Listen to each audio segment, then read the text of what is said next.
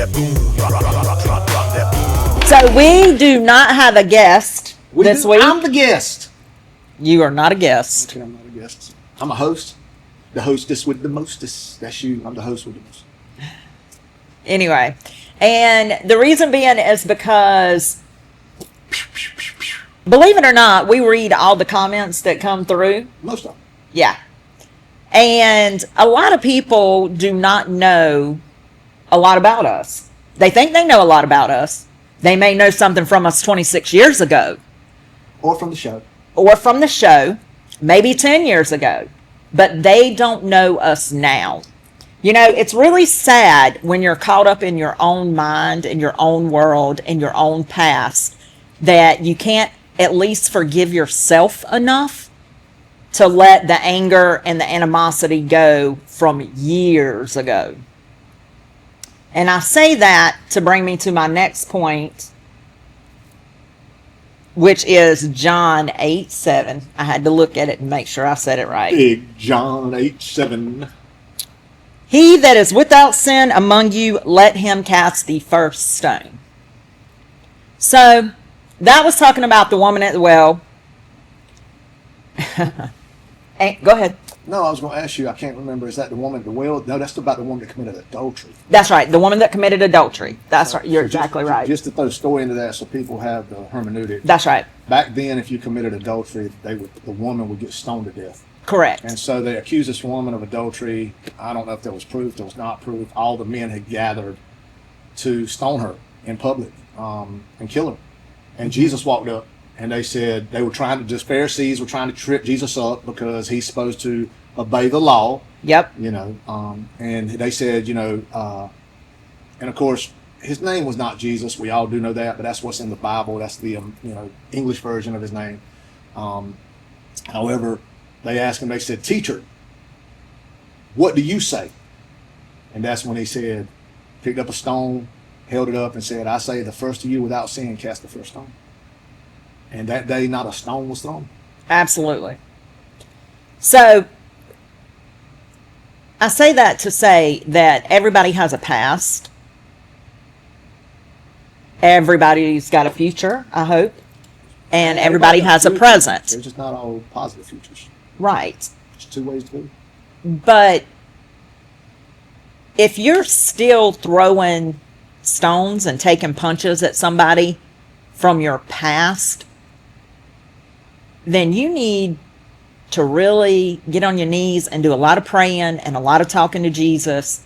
And you need to forgive yourself so you can let it go and move on.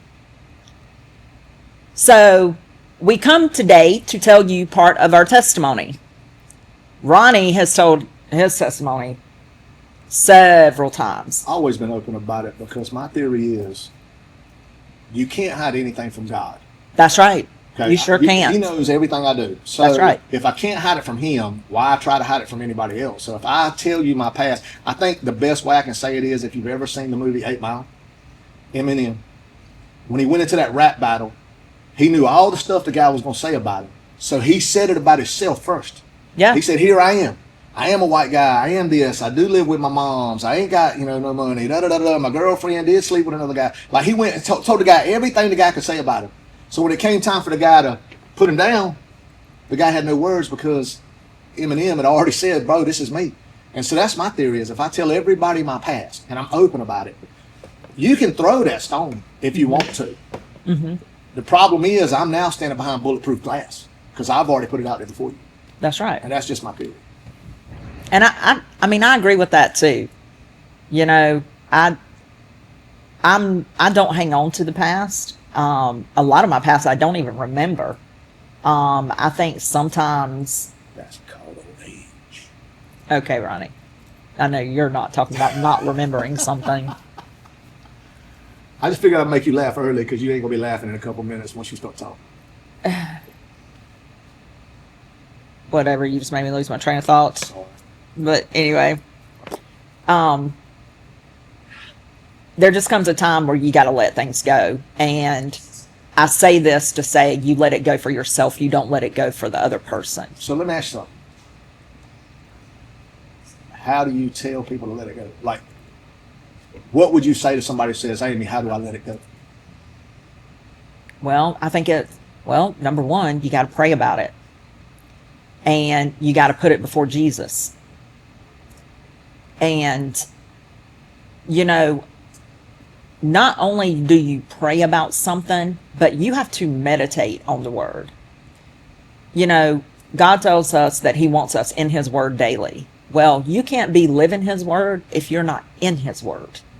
You can't just go and read a passage about something and be done with it.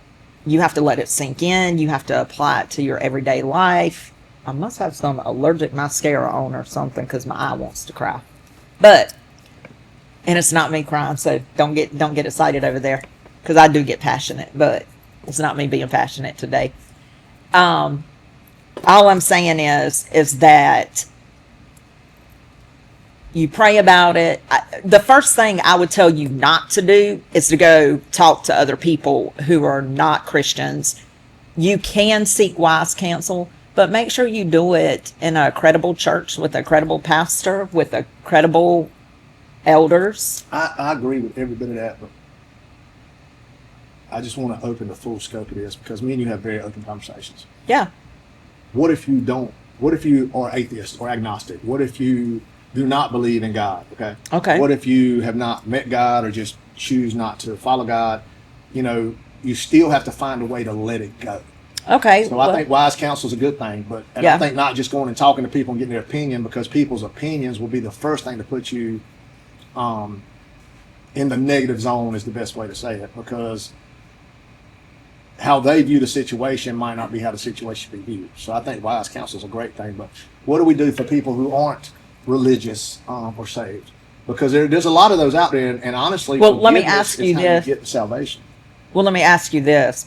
If you're not saved and you're not a Christian, why wouldn't you just forgive yourself? That's probably the first step, is to not put self-blame on you for the situation. It's, you know, no matter what happened, the first person you have to walk away from on the blame game is you. And then you have to reconcile the situation with, and reconcile does not mean bring them back in your life. No, that does not mean that. Reconcile means you have to make peace with that situation in yourself.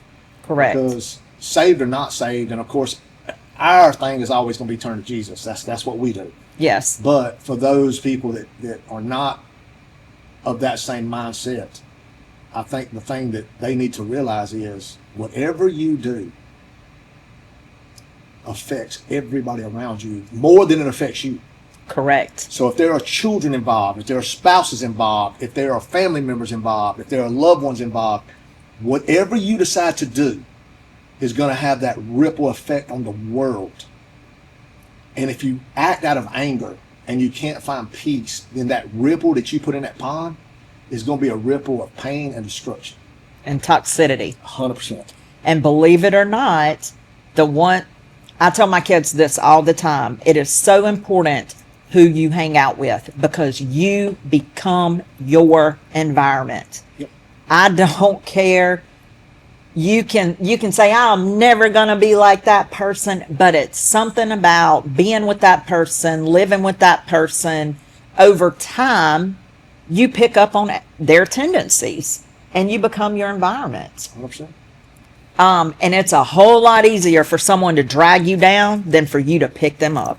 I heard a great quote from a guy that we're friends with that actually runs a podcast called Stay Broke. Oh, yeah? When I first met him. And you know what he told me? What? He said, if you want to be a millionaire, spend every weekend in a room with millionaires. If you want to be broke, spend a weekend in a room where everybody's broke. And he wasn't degrading anybody, and he wasn't saying like millionaires are better. What he was saying is you will become the environment you put yourself in. Absolutely. If you want to be a great fighter, be at a gym where they fight. If you That's want to be right. a great weightlifter, be at a gym where they lift weights. If you want to be, a great roofer, be roofing with somebody every day, because that's what your life becomes. Mm-hmm. So I think forgiveness follows that same mindset. Is if you want to learn to forgive, you have to be around people that have forgiven, not only other people, but themselves. Yep. So they can teach you how to forgive.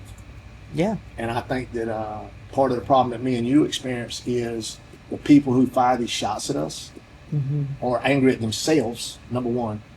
but they're angry at us for whatever reason. And our lives should not affect them at this point of our walk, because we're not in their life, they're not in our life, but yet they want to sit there and throw up our past, even though they were there for our past and they were part of our past. You know, we've moved on from that. And every time I see the comments, it's ironically from somebody that was friends with me or knew me or was not necessarily, some of them were on my inner circle. Some of them, you know, were the closest ones to me, just like you. And they're the ones that'll come back 5 years later because they're upset and they're angry and they're hurt. And they can't forgive themselves. Moreover, they can't forgive us. And so they fire pop shots all the time. So that's why I think it's important today for us to come on here and just put it on the table. This is who we are. This is my past. If you got a problem with it, come talk to me about it. But my past is nowhere near as important as my future. Correct. So, which brings me to my next point, that we are going to say some stuff and it's not something that you have to agree with, because somebody's past is not taking shots at someone. It's not calling someone out. It's not saying someone's name. It's not saying that this person was right and this person was wrong. What it's saying is, it's my past. It is the truth about my past. Some people's past offend other people, but that is not a me problem. That would be a you problem. Well, didn't all the disciples have horrible pasts? Correct. I said this the other day in one of my things on Facebook, where I said that God uses ordinary people with messy backgrounds to do extraordinary things. That's why me and Ronnie are sitting here. Yep. I'll add to that everybody has a Judas at their table. 100%. Everybody does. And we don't know who that Judas is, but you can't let that Judas change your trajectory. Jesus didn't let Judas change his trajectory.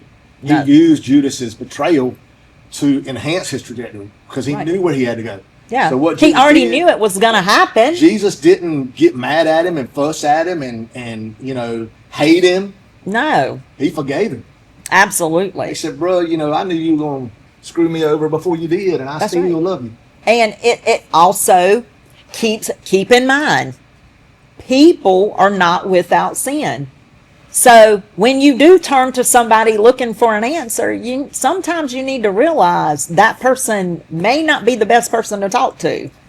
I mean, you have to remember that people have flaws. God does put them in our path for a reason and a season and a time. But sometimes I think, you know, this world is of the devil. Well, it is. He's and the ruler of this world. That's right. The Bible's real clear on who rules this world. That's right. So you got to be careful who you trust. And I always say that if you hear something somebody says, if you go to the Bible, there should be something biblically to back it. I'm just saying. 100%. And I always say, you know, pray about it. And my thing is I pray about it and I wait for confirmation. And God always gives me confirmation. It may not be on my timing, but he gives me confirmation. And again, I want to add to it because I'm trying to take the side today of people who may not have that option because of where they're at in their walk. Believe nothing you hear and only half of what you see. Absolutely. Find out for yourself. Yeah.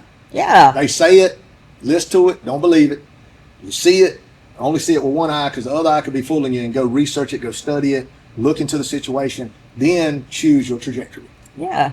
I mean, you know, the thing is to be open in conversation and to remember that people gossip. They love gossip.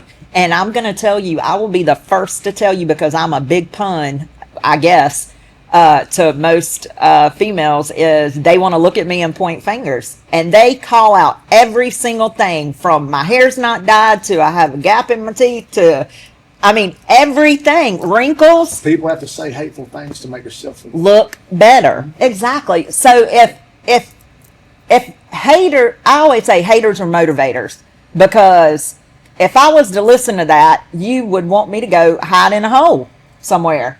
But I don't care what people say about me, because their opinion of me is not what I'm looking for. I'm looking for God's opinion. And did I glorify him today? Did I do something for him today? And we don't do that every day. We screw up. Absolutely. You make mistakes. I make mistakes. There's many days we don't glorify God in some of our actions because we're human. That's right. I make a lot more than you do. I will say that. Yours are usually bigger. But you can kind of tell that with going back to through our testimony, Ronnie has a much more checkered past than I do. I have things.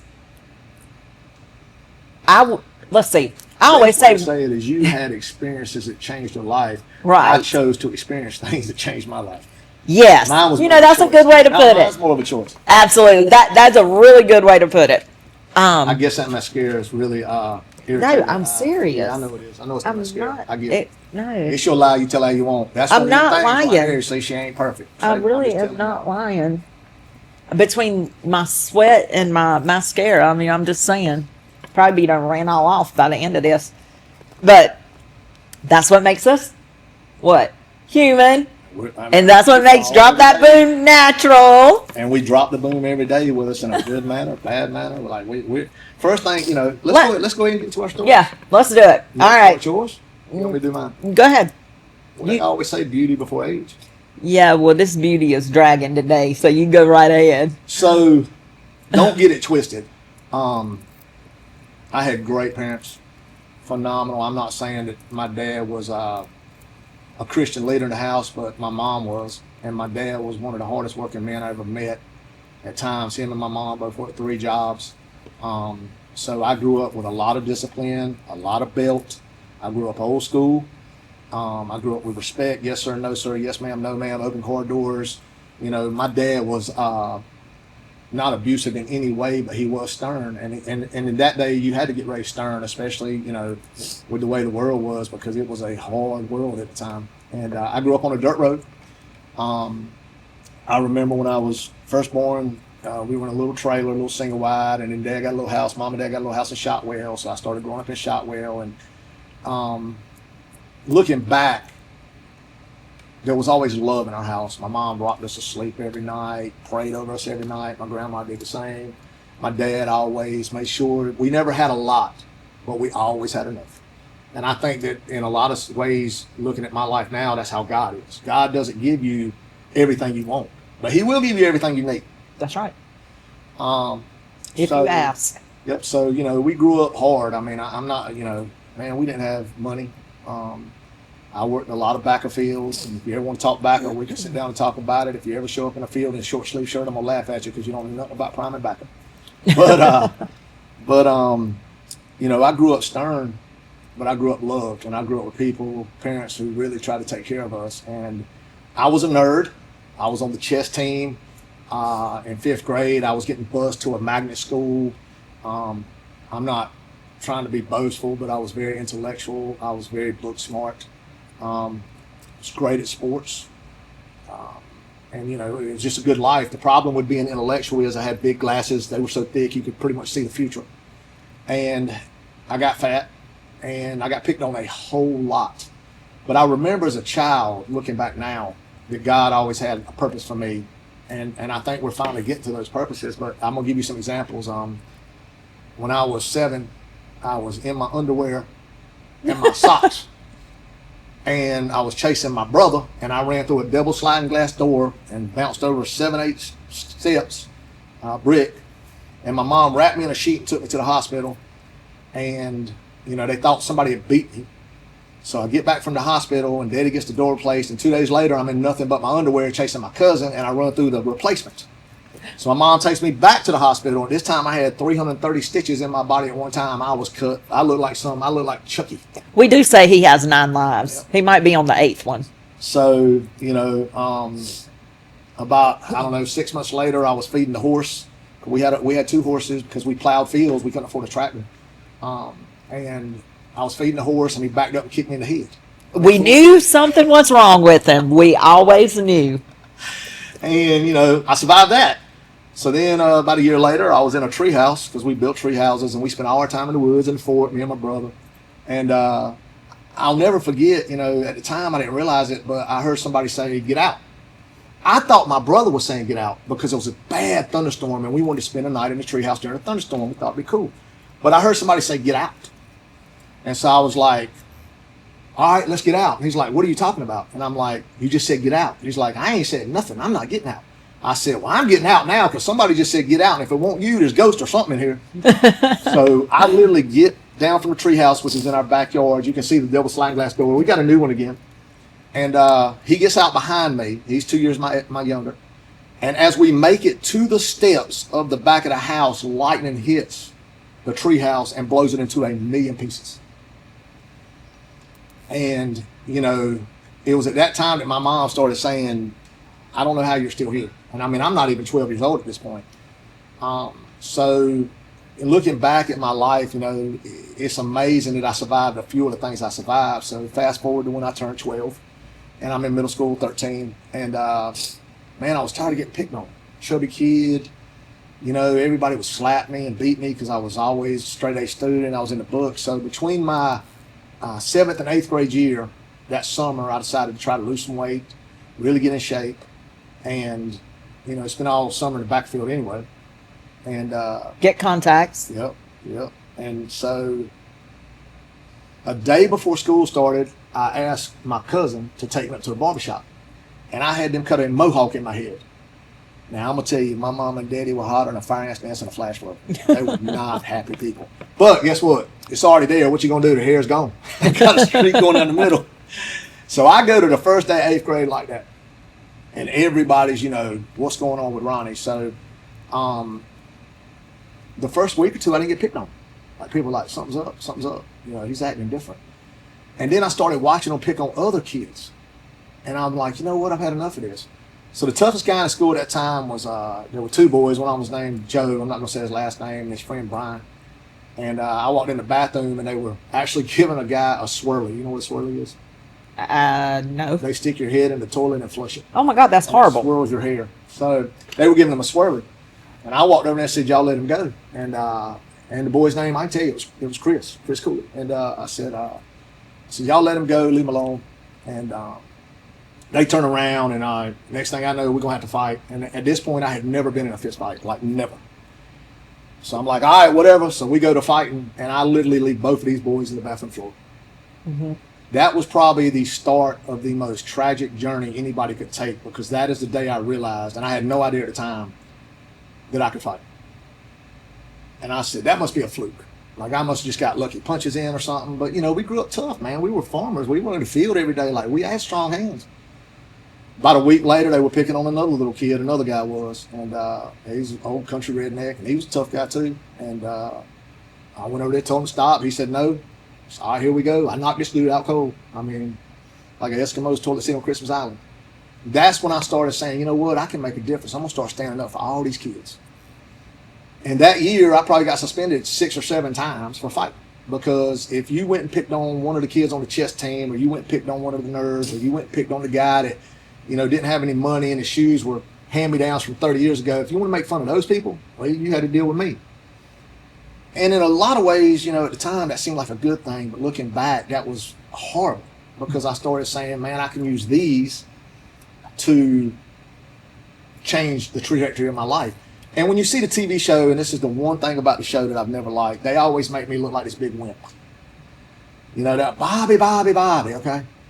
And everybody's like, yeah, well, Bobby always had to protect you. And what they don't realize is Bobby never once in his life protected me.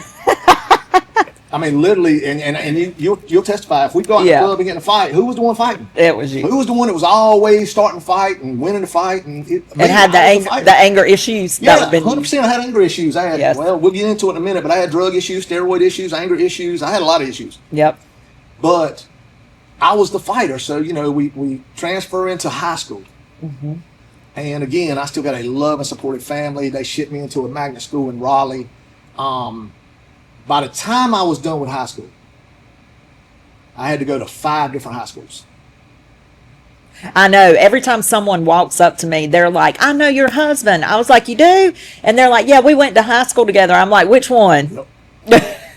And they'll say Eastwake or Enlow or wherever else. Midway. Yeah. Triple S. Yeah. RCC. Yeah. So I went to 5 high schools because I was expelled from 4 of them.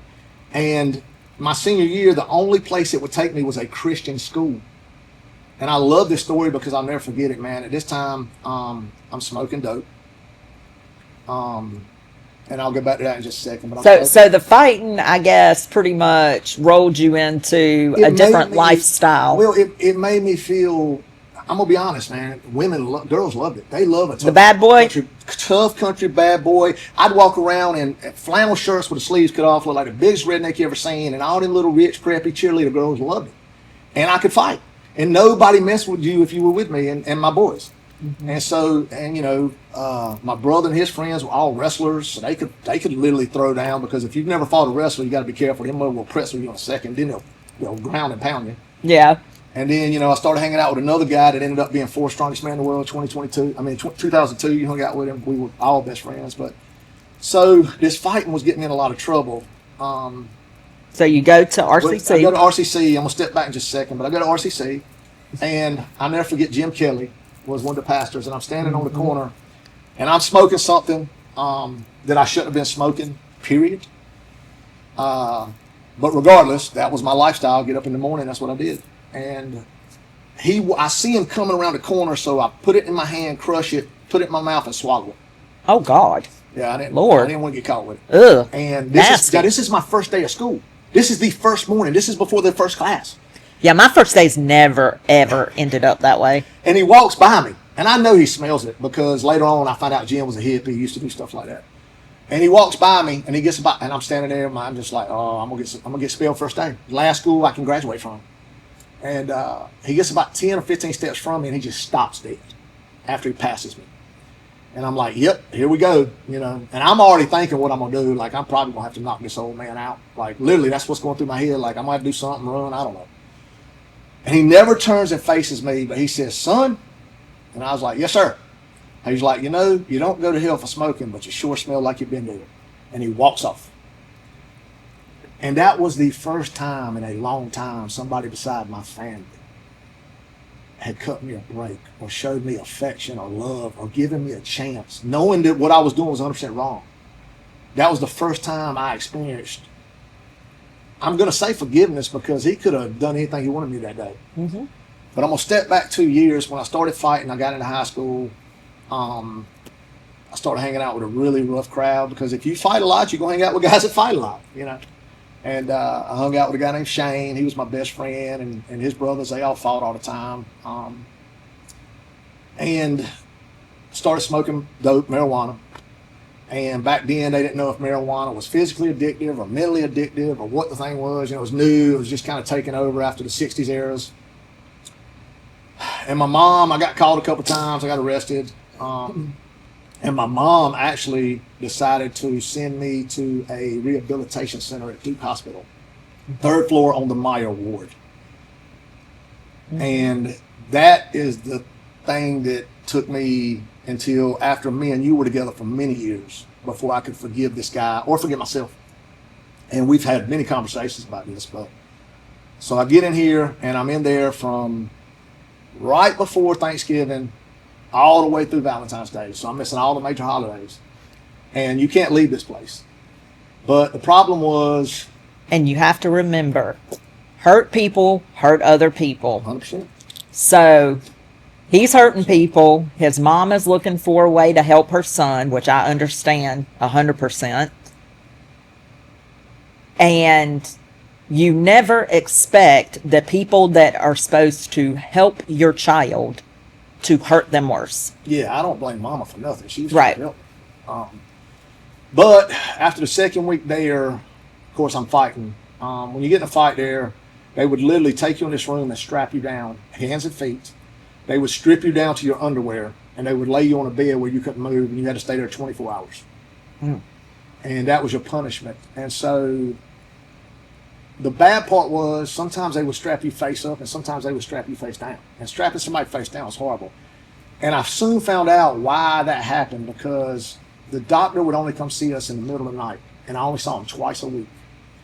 And the first couple of times that he came, he'd come wake us up at 1, 2, 3 in the morning, and we'd go in a little room and meet with him. Well, when I started getting in trouble, I'll never forget, because I can still hear the sounds every single day in my ear. I mean, I can hear them. But if you've ever heard a set of old janitor's keys, when you walk, they click. They all hit together.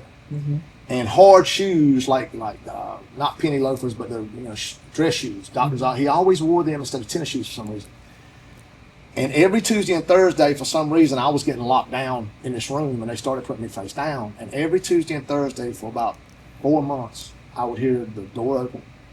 I would hear the click, click, click. I would hear the keys jiggle. It would open up, and this doctor would rape me. Mm-hmm. And this is for a couple of months. And I'm a 15-year-old kid. And this is the dude that's supposed to be helping me. And I'm not trying to be graphic or anything, but this wasn't no 5'6" man. This was a big man. Mm-hmm. And this dude would rape me. And he'd tell us, if you say anything, nobody will believe you. Of course, back then you couldn't prove things. And I think this, honestly, is where a lot of your deep-seated hatred and anger comes from. And it's hard to be a man and say that another man took advantage of it. But there was nothing I could do. And he would tell us that the only way you'll ever get out of here is to keep your mouth shut. And when I'm done with you, I'll let you out. That's basically how it was. Mm-hmm. And it was a horror movie for months, man. And, we never talked about it inside. There was people there. I mean, I'll never forget them, man. Lyman and Robin and, Fred, and there was Dewey. There was a bunch of us, but we never spoke about it. None of us ever spoke about it. Because back then, to say that somebody raped you as a man, like... It's a pride thing. I could never look at my dad and tell him. Yeah. So, when I got out at 15, and they finally let me out, I started immediately doing steroids. I went and found a big guy at the gym that was a friend of mine. I'm like, bro, I got to get big. He's like, what's wrong with you? I'm like, ain't nothing wrong, man. I just want to get big. And I started doing cocaine all the time, because if I did cocaine, I'm telling you now, you could not, it was hard to handle me if I was high on cocaine. I didn't feel pain. I was full of adrenaline. And that started my entire drug journey.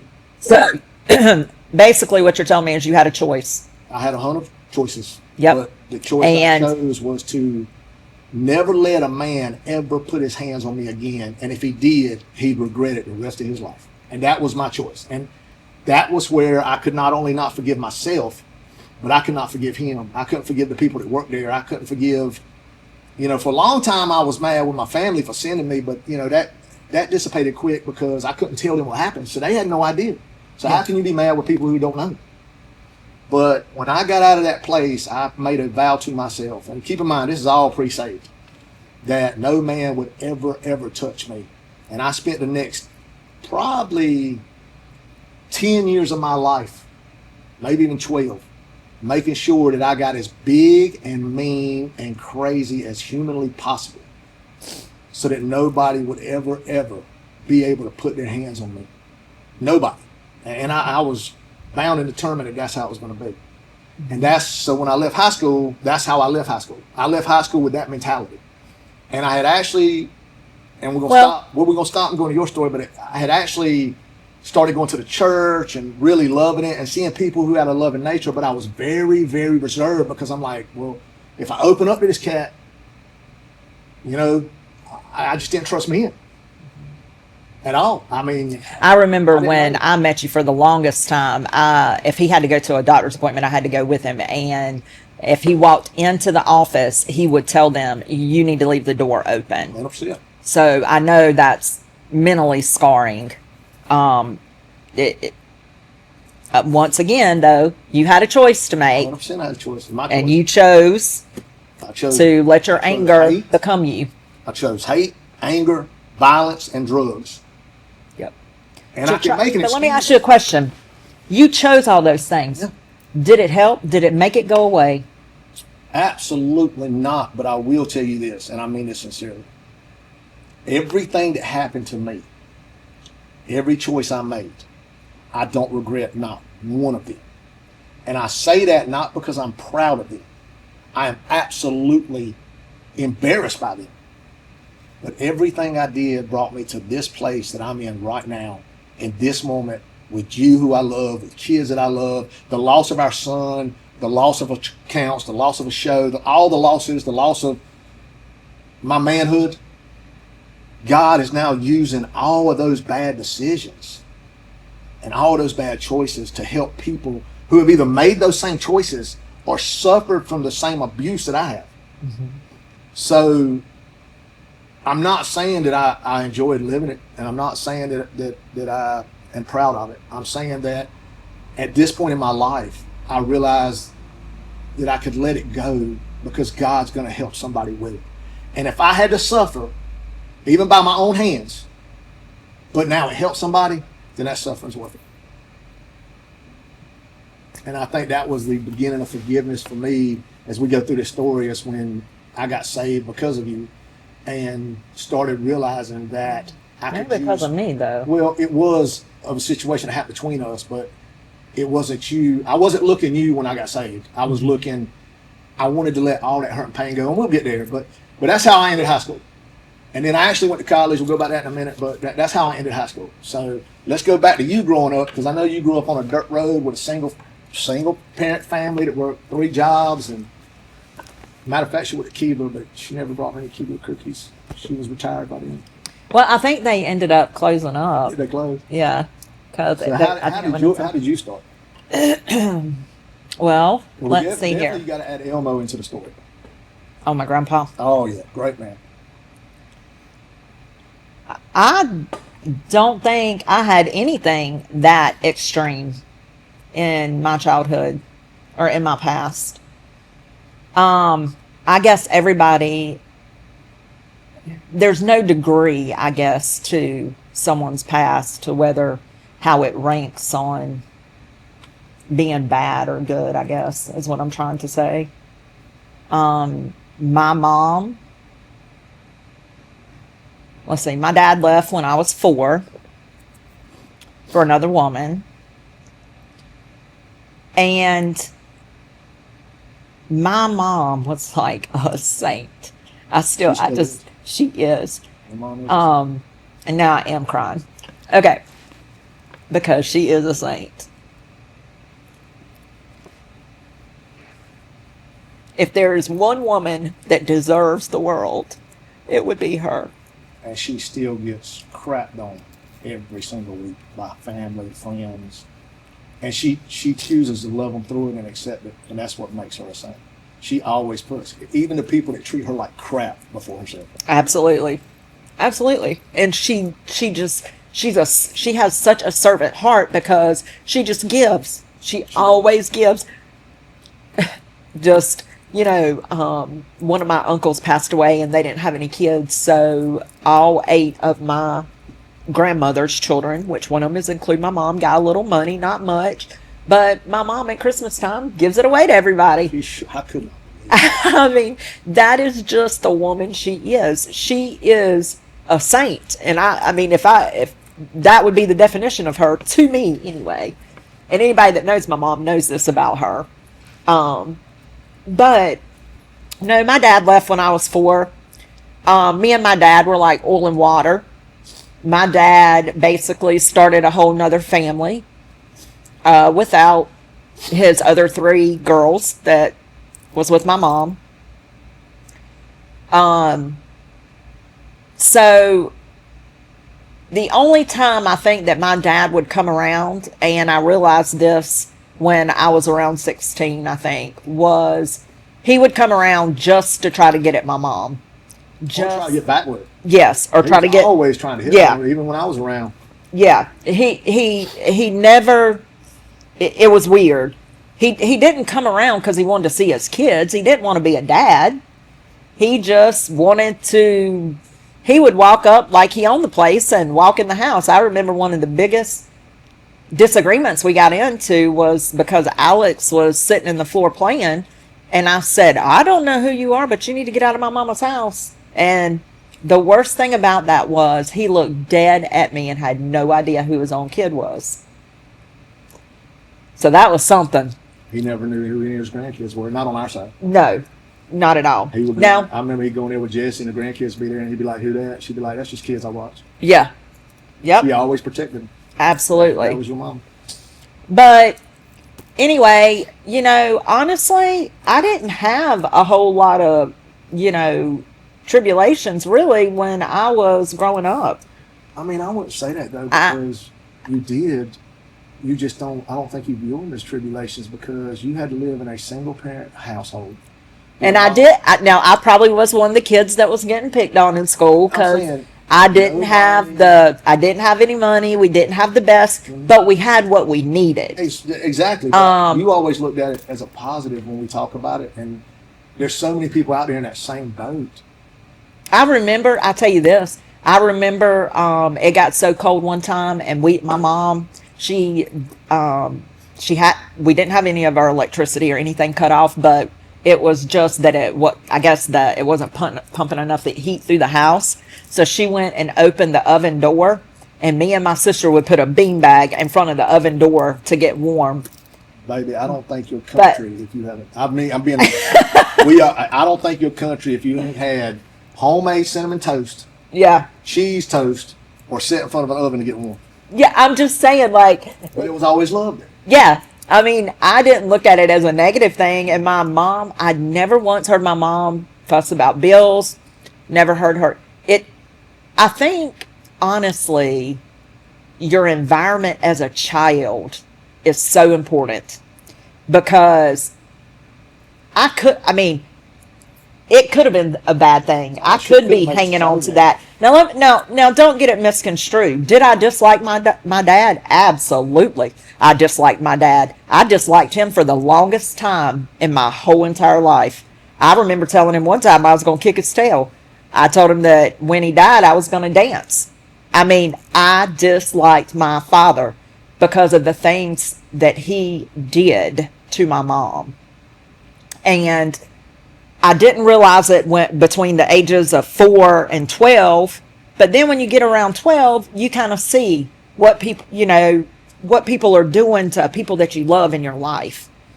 Well, now, if I remember correctly, one of the stories your mom used to tell me is that your dad never wanted to see you, but he would try to hurt her by coming to get you, Yeah. and you would throw absolute tantrums because you didn't want to go with it. Yeah.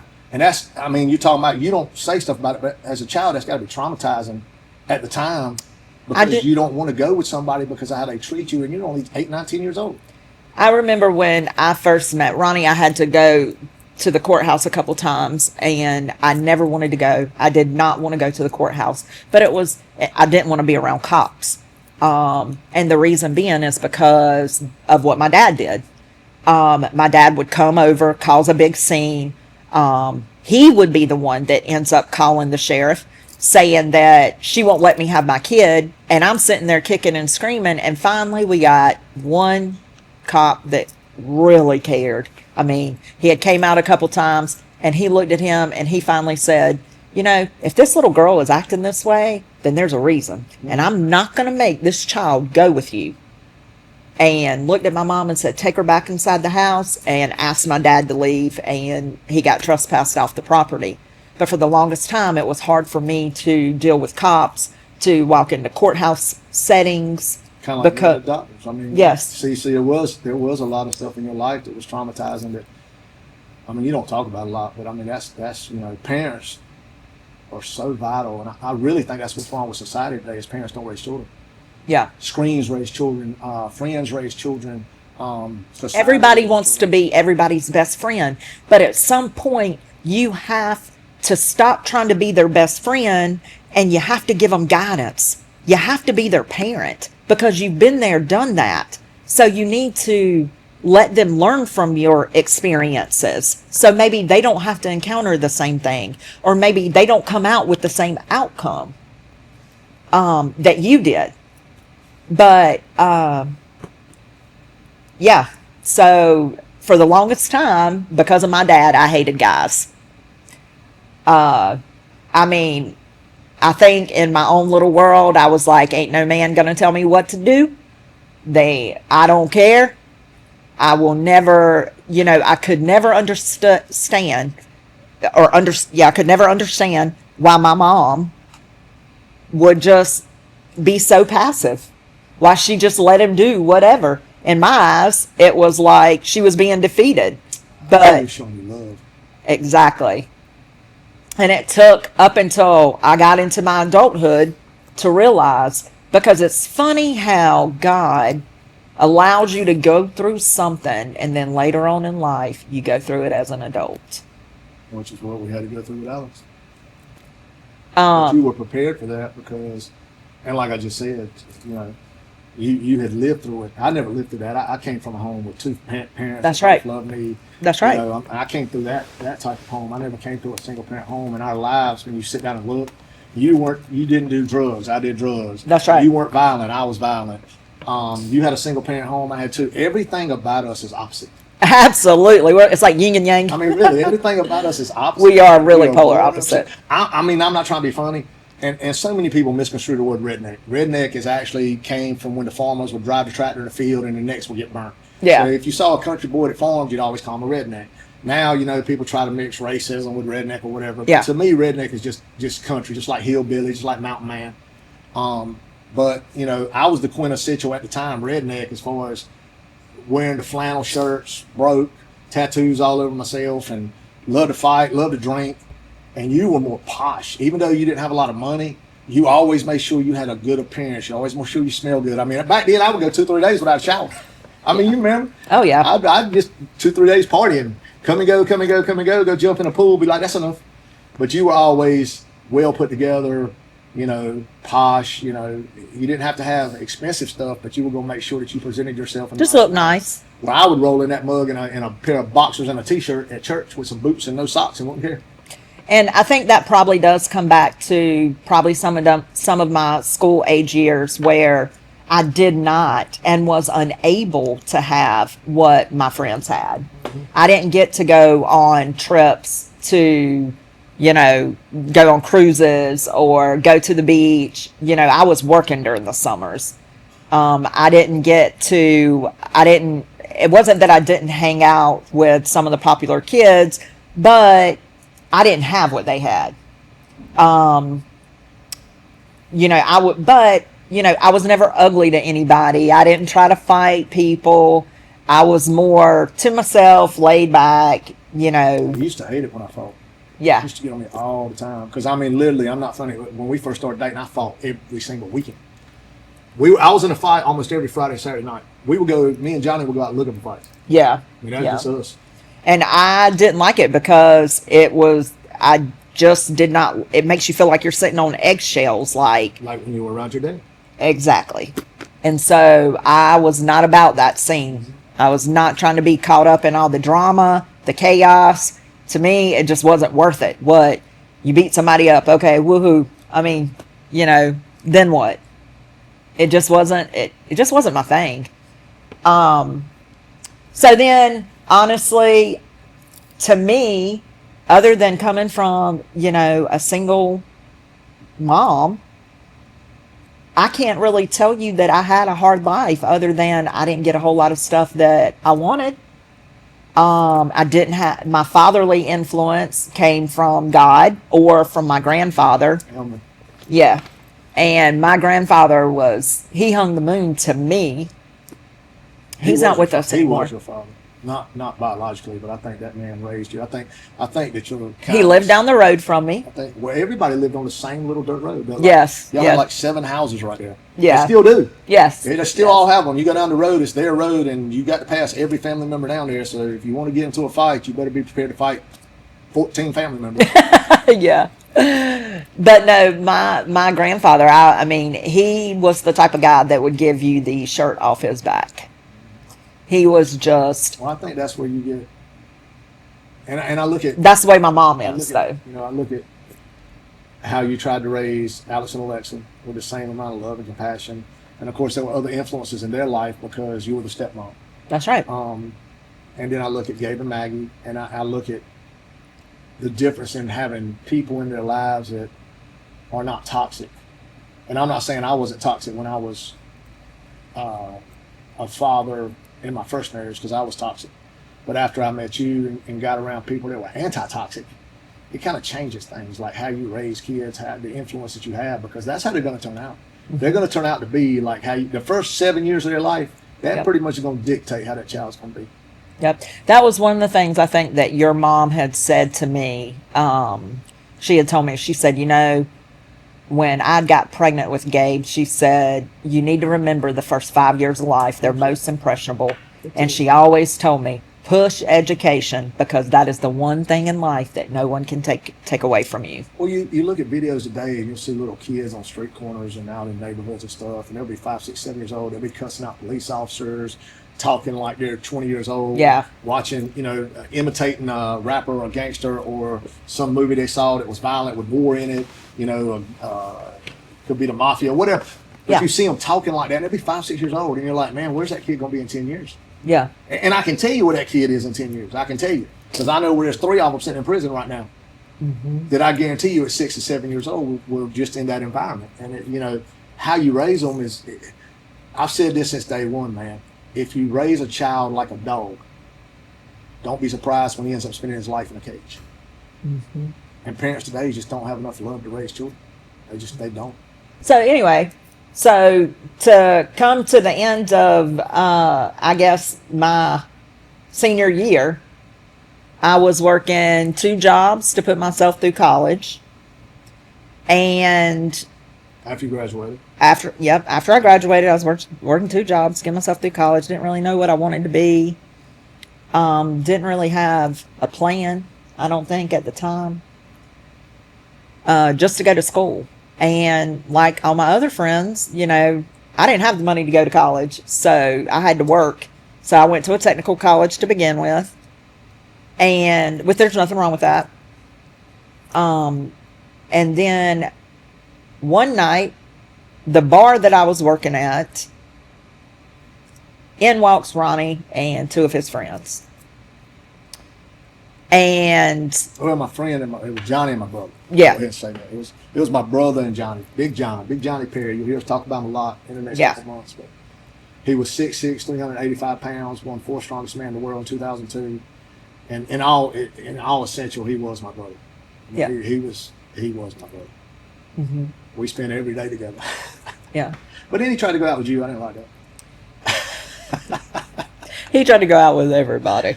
Yeah, but Let's make that known. yeah. But, we all saw you at the same time.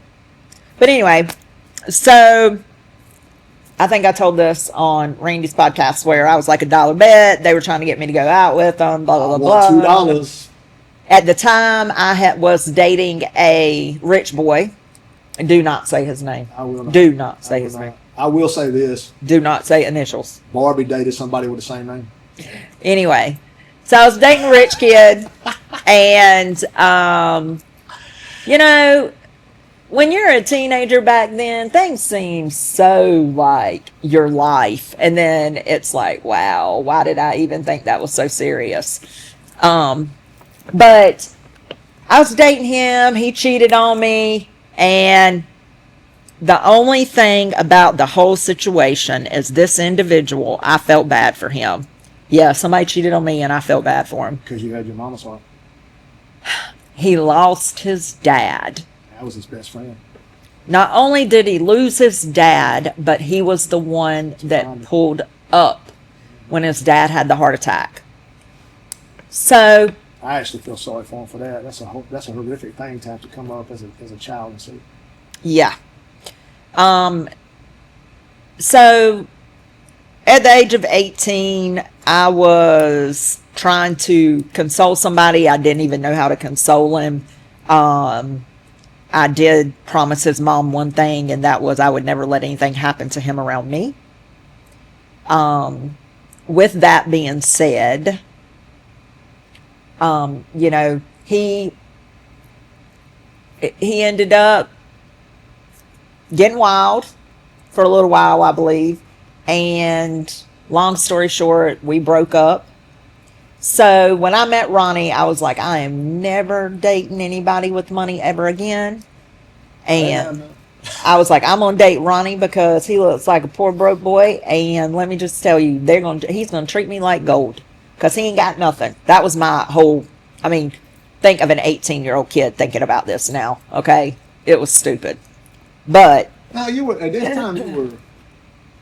Oh no! You were 20 at this time. Yeah, I was. You were 20 or 21. You were 20. Oh, you 20 because 20. That's right. License? Yeah. That's right. Were you lied to me? Yeah. Okay. Whatever. I didn't lie. Anyway, so there were several times that Ronnie and this individual would cross paths, and I would have to stand in front of him. No, Amy made, go ahead and tell the truth. Amy made me make her one promise when we started dating. Now keep in mind, and I'm gonna have to go back to after high school in a minute, but keep in mind that I love to fight. This guy done you wrong. You had another guy you were dating that I actually got into a truck and put a gun to his head and told him if he ever called you, He was crazy. I would kill him. He was crazy. And he ended up showing up at your house with a rap sheet because he was a cop. Absolutely, he did. That was hilarious. He said, I ain't going to never come back over here again because I don't want to get shot, but this is the dude's rap sheet, and he hits the floor. And, but Amy made her one promise. Because now keep in mind, it's all pre-saved. I'm not proud of this, but I was crazy. I'm telling you, I was crazy as a beach on Chahar. I literally would go to your house, flatten your tires, drag you outside, and beat the brakes off you and not think twice about going to jail for the weekend. Like, I care less, man. I had no idea. So much hurt and anger. Not only from what the doctor did to me, but remember when I started dating you, I had just come out of a divorce where my ex-wife slept with one of my best friends. Yeah. And got pregnant.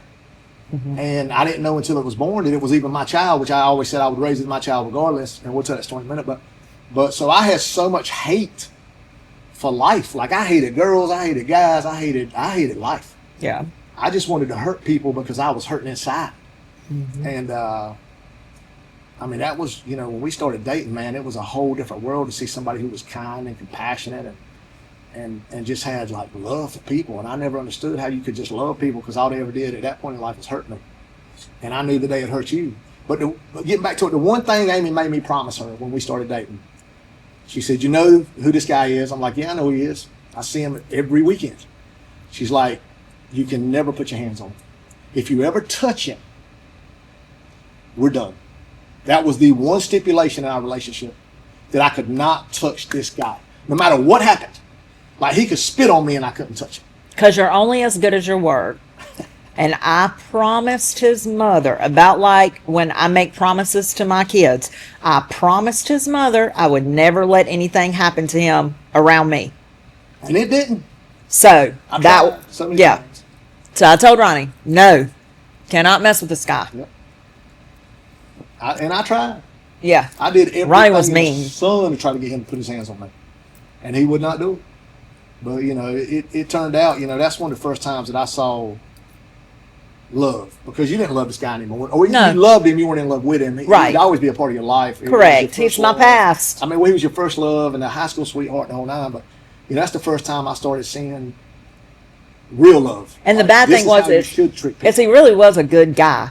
It's just that sometimes, sometimes in life. He was hurt. Yes. He was hurting. And I see that now. Yeah, he was looking outlets, which was good for me. I'm not going to lie. It was a good thing for me. that and my ex is both good things. I mean, it happened for a reason. Exactly. Everything happens for a reason. So back to when I met Ronnie, and he's going through a divorce. He's mad at the world. I hated the world. Alexa was around 4 years old. I was doing repos at this time and just loved to fight. Yep. And back then, doing repos is a little bit different than doing repos now. Oh, gosh, yeah.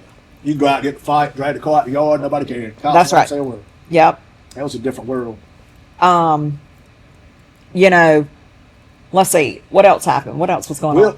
If I step back just a little, so when I got out of high school, before me and you got together, I actually went to college, and I would give my mama props. My mama sent me $20 a week. I went to Springfield, Missouri, out in the Ozarks, and got full government funding for that. But my mama had to send me $20 a week to live on, and I found out later that she actually skipped lunch every day to send me money. So she didn't eat during the week, so that I could.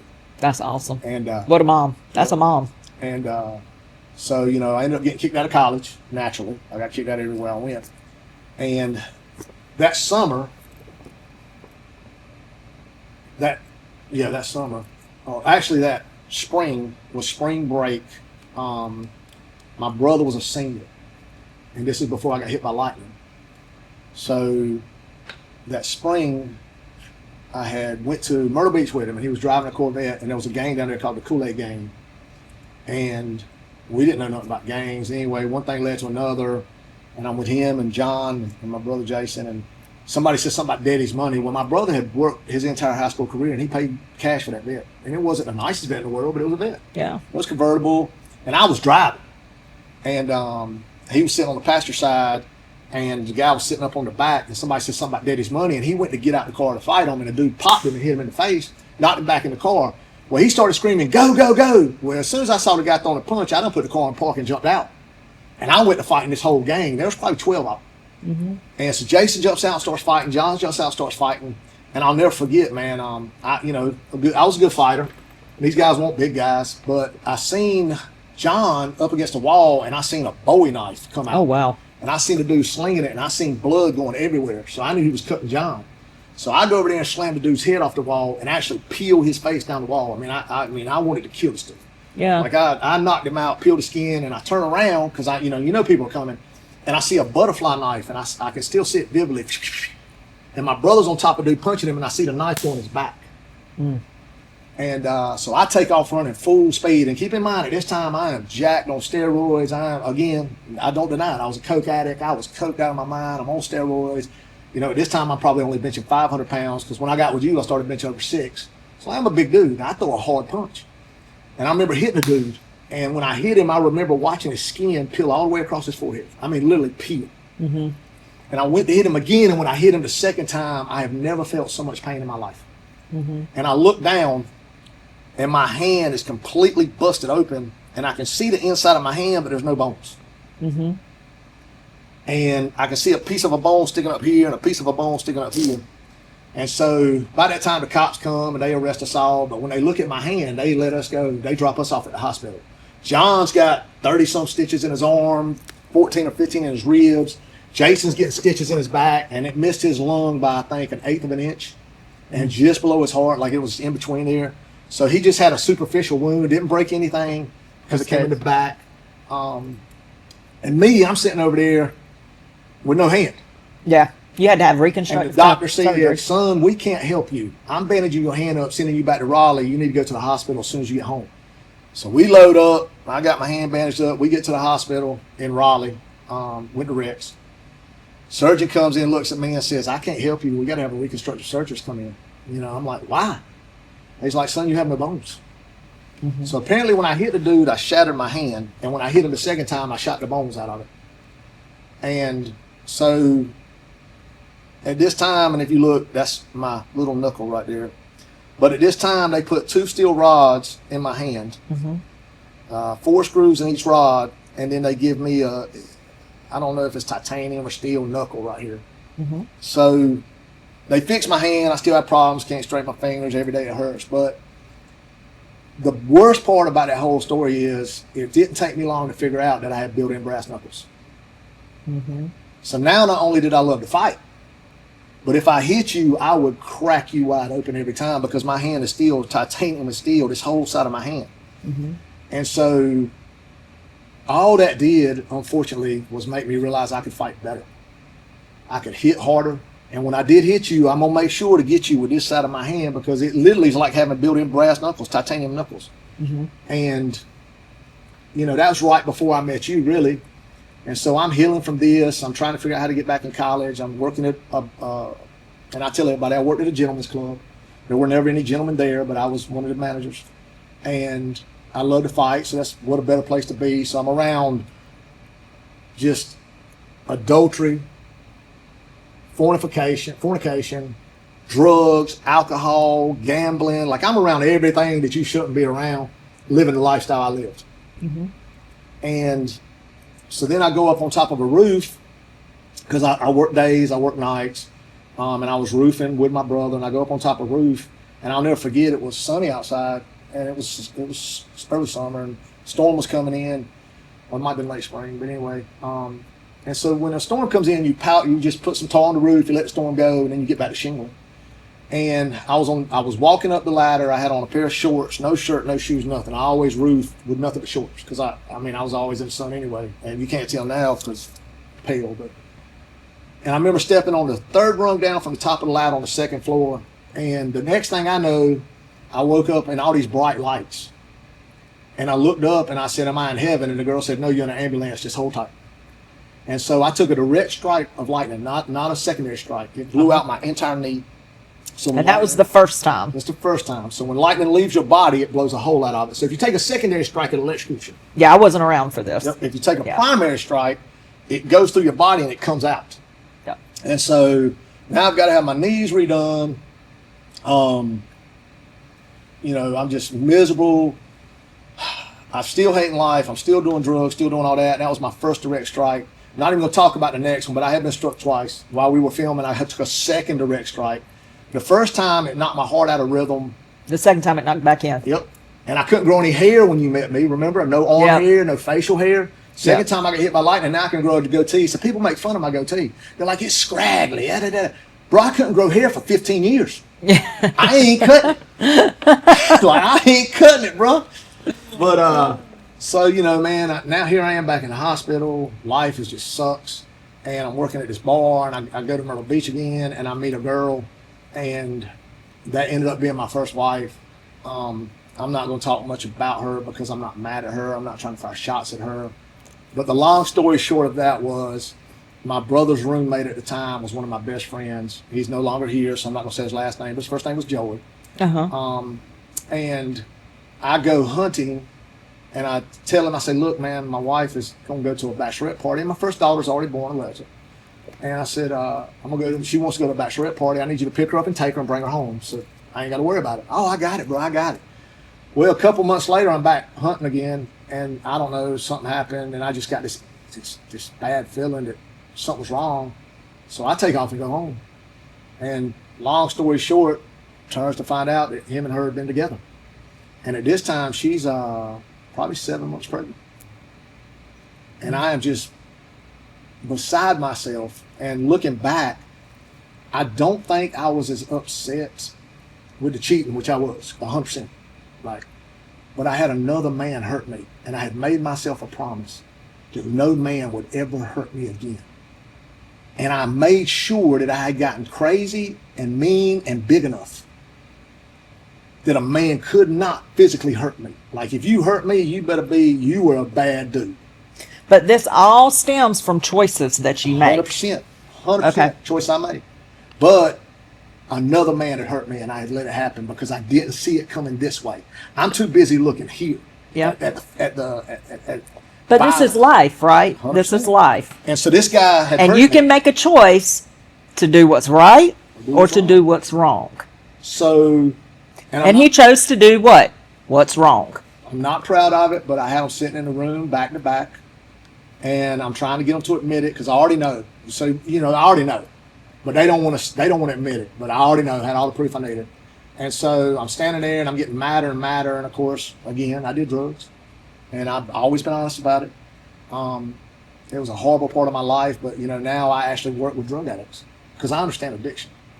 And I pulled a gun out, and I stuck it to their head. One's facing one way, one's facing another. And I said, you can tell the truth or you can all die. And I literally was going to shoot them. I'm not going to lie. I was that crazy, that mean, that I didn't care going to prison. I didn't care about life at this point. Another man had hurt me, and all I could feel was the pain from being raped all them years. And I felt like I was being raped in a whole other way now.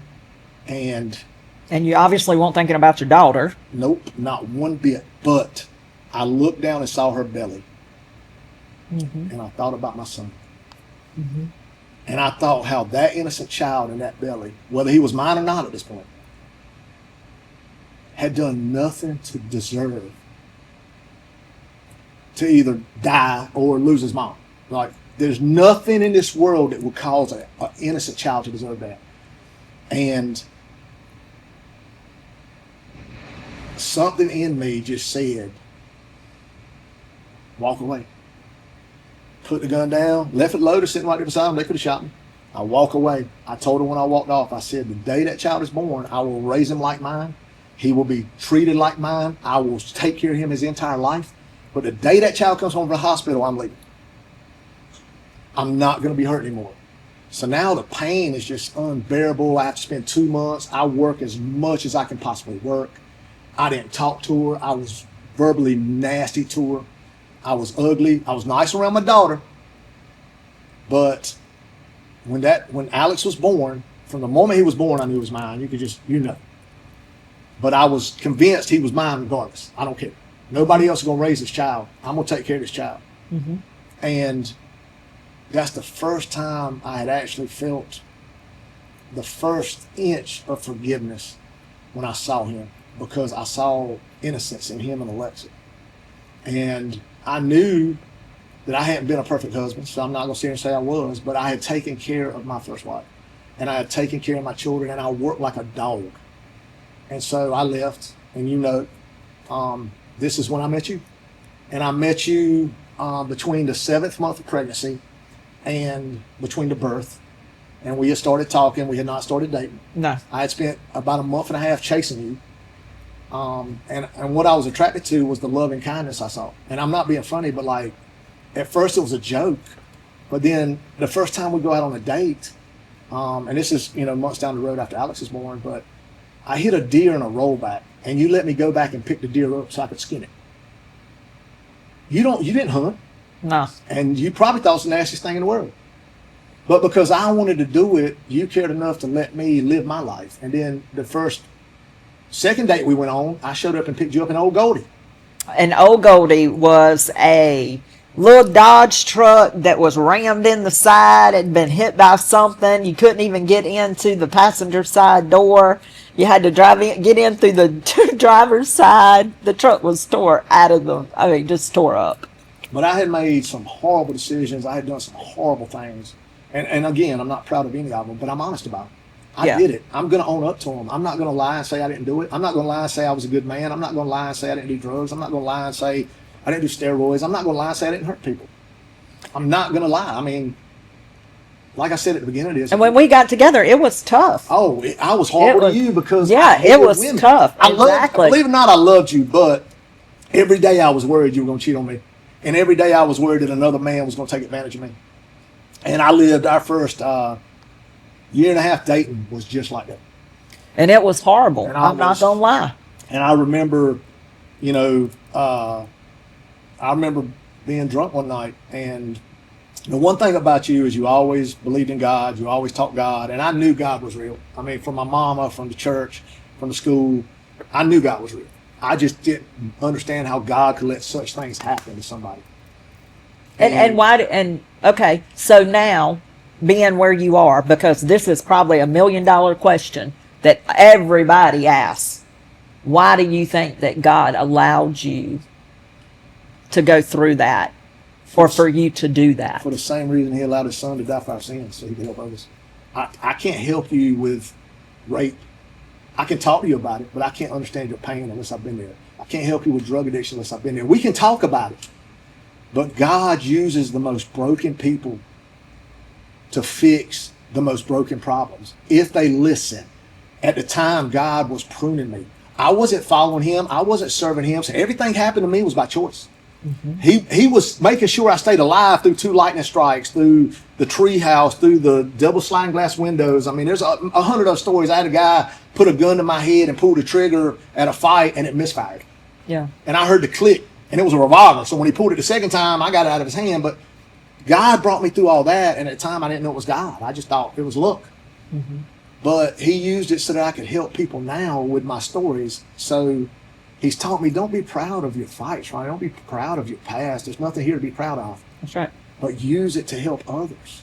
And that's what you do with your stories, because how I treated you when we first got together, no woman should get treated the way I get you. Now, I did not beat you, so let me put that out there. I did not ever beat Amy. No. But I was the most verbally and mentally abusive man you have ever met.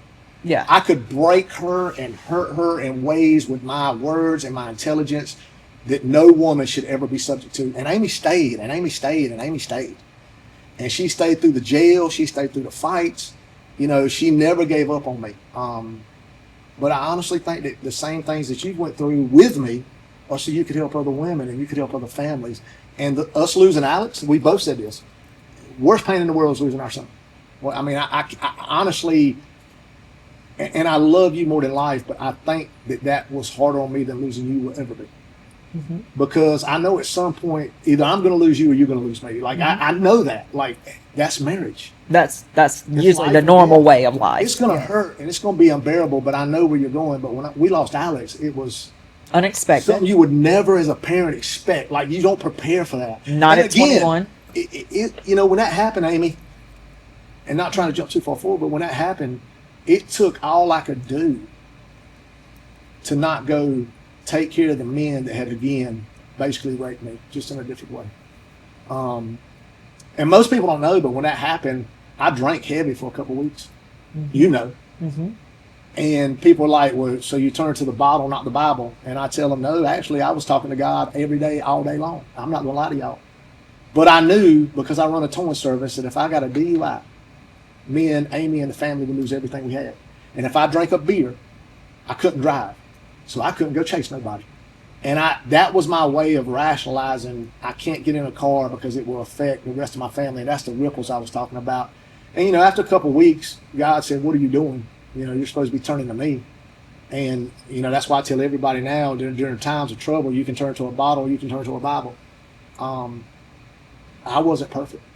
And I don't think that nobody is perfect. I wasn't. And, I just tried to find a way to deal with it because, honestly, and you know this, because of my past, because of the people I associated with during those times, some of them really have major connections in different worlds. I could make any three of them boys disappear. And you know that. Mm-hmm. And now that they're inside, it's 40 times easier. Mm-hmm. And I'm not being funny. I could make any of them boys disappear on the inside for a band or two bands. But the ripples, number one, how could I expect to go to heaven and be forgiven if I do something that drastic? Number two, what happens if something comes out of it and I have everybody else to think about around me? The ripples. You know, the ripples, God tells you, it's the ripples. And so just because you can do it doesn't mean you should do it. And I had to sit down with God, and I was angry, and I was mad, and I wanted justice, because that's the third time in my life a man had raped me. It's just a different kind of rape. I've been raped physically. I've been raped by a friend to the marriage, and now I've been raped by guys who took my son's life. They're all rapes. It's just, honestly, in my mind, it's different kinds, but God had taught me enough through those experiences that I knew better. And the thought honestly never crossed my mind. I knew I could do it, but there was not one day that I felt like I needed to do it or I wanted to do it. There was not one day where I felt like I should do it or what's it going to hurt. Like, I already knew God had already prepared me, and I think he prepared me through everything else. I also think that God tells you that when you give something to him, that you don't take it back. 100%. It's not a give me, leave it. God, I'm just going to let you handle this part, and I'm going to take care of that part. No, it doesn't work that way. If you give something to God, then you give it to him and you let it go. And you pray about it and you let it go. Because why? Because you have the faith to know that God is going to take care of it. And you got to let him take care of it. He'll take care of it. And the boys got what they were supposed to get. Everybody got arrested, even the guy in the front seat or whatever. You know, it's always kind of been like that in my life. You know, when I try to put my hands in it and try to handle it myself, that's when everything goes crazy. But if I include God in, all he wants to do is to be your father. So all he wants you to do is to include him. And let him be a father. That's right. Listen to him. And let him handle it. Exactly. Yeah, I agree. Quit thinking that it's okay. Oh yeah, I'll just let him take care of part of it. No, it doesn't work that way. It's just like when I tell my kids something, hey, I'll take care of this. You know, if they ask me, hey, I don't know, Gabe's always asking me, hey, Mom, can you pick up food for me? Yeah, I'll pick up food. You think I'm going to leave half of it sitting on the shelf? No, I'm going to pick up all his food and bring it to the house. You got to leave it. If you're giving it to God, you got to leave it. Let it go. Well, so it's so easy to step forward. I get ahead so easy. Yes, you do. So I go back to the way I treated you, and I've been honest about it, was I don't know why you stayed. I don't know how you put up with the mental and verbal Well, I can tell you one reason I stayed, because there was Alex and Alexa. I know now, looking back, that you did not want them to go through what you went through with your father. Yeah. Somebody, it's really hard especially when kids are little, for someone to go in and out of their life and for them not to have some stability. Me and Alex came into the relationship at the same time. He always joked and said we'd probably go out at the same time. But, you know, everybody, you know, I'm not saying that every step parent is the same, but I can promise you one thing. I can promise you, not only did I take in Alex and Alexa, I took in Pounds. Not only did I take in Pounds, I took in Lexi Jernigan, who was a kid who lost her mother and was a fan of the show. I take in kids all the time because I have a heart for kids. All those kids either had a loss or had a parent that wasn't involved, or even some of Gabe's friends, like Jay. I think that's why God put you in the environment He put you in when you were young.